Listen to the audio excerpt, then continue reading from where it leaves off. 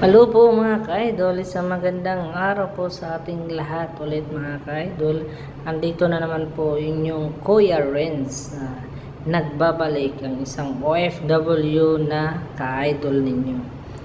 Kung nakikita nyo po mga ka-idol, ako po ay naglilinis dyan sa likod po ng tindahan. Kasi dapat po siya talagang linisan kasi may table kami dyan para sa mga customer na gustong umupo na sa likod, dyan sa likod mga ka-idol. Kaya araw-araw ko po yan nililinisan mga ka-idol. At saka kahit iniisip nyo na may posisyon na ako, ba't ko pa ginagawa yan, pwede ko namang i-utos. Hindi po tayo ganyan mga ka-idol. Kahit may posisyon po ako mga ka-idol, hindi ko po yan ginagamit para sa mga pag-uutos, mga ganun. Kung kaya ko namang gawin, yan po, ginagawa ko po ang trabaho kahit ganyan po. Kahit mag-map ako or mag-brush doon sa CR din.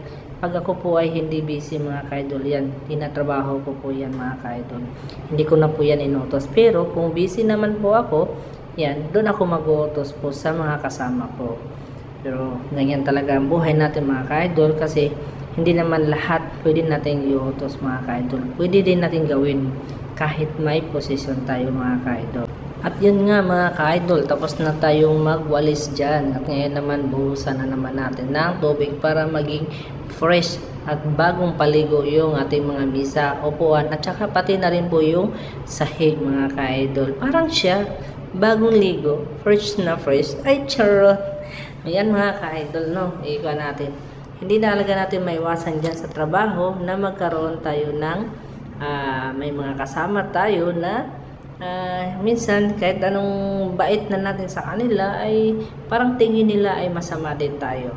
Hindi talaga maiwasan yan mga ka-idol. Kaya sa mga trabaho natin ganyan, iniiwas-iwasan naman natin pero hindi talaga natin minsan talaga hindi maiwasan na magkaroon ng ganyan.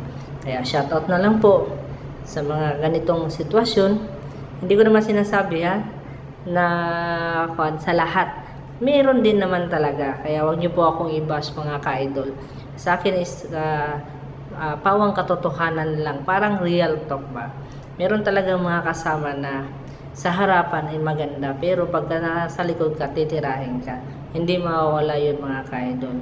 Kaya sa mga ganyang sitwasyon, sige, go lang sila ng go.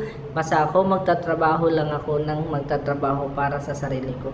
Ayaw ko po yung magtrabaho na nakuha ko yung posisyon na ginagamitan ko po ng baga straw. Alam niyo na po yung straw mga ka-idol. Mahirap po talaga pag ganun mga ginagamit nating pamamaraan mga ka-idol. Kaya para sa sarili ko po, proud po ako naging ganito kahit yung sahod ko ay hindi gaano kalaki. Importante ginagawa ko po yung aking trabaho mga ka-idol.